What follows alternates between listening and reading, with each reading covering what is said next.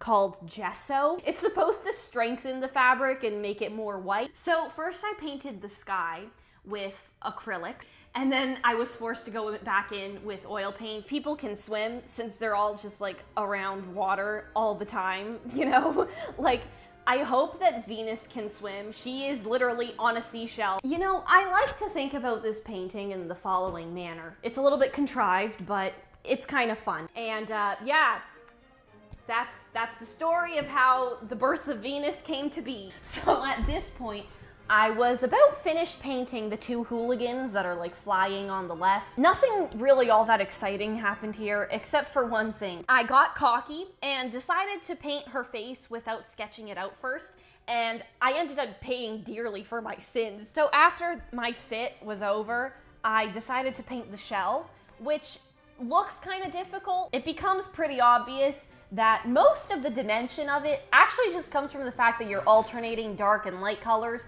The whole painting itself is rather flat. There isn't a lot of depth, but that's just me and my very unprofessional, uneducated opinion. Her legs ended up looking like extremely shiny.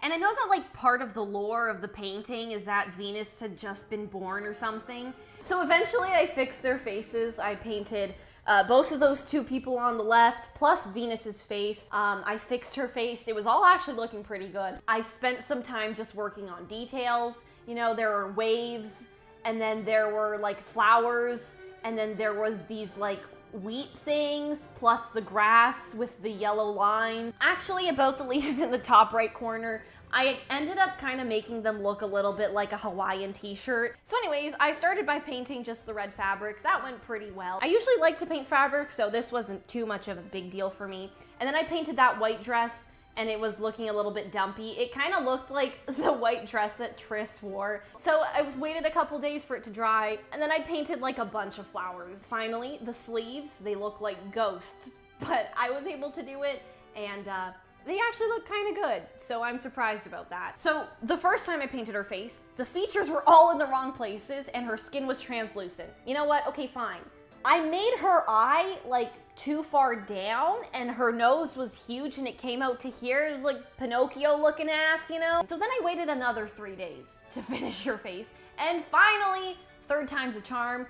If it wasn't the charm, I probably would have burned this thing. The face was done. It was just her hair, which was just the bow on the sleeve, and then we were good. And I was done. Oh my God. Oh my God. Oh my God. Oh my God. I'm done. I'm done. I'm done. I'm done. I'm done. I am done. I'm done. I'm done.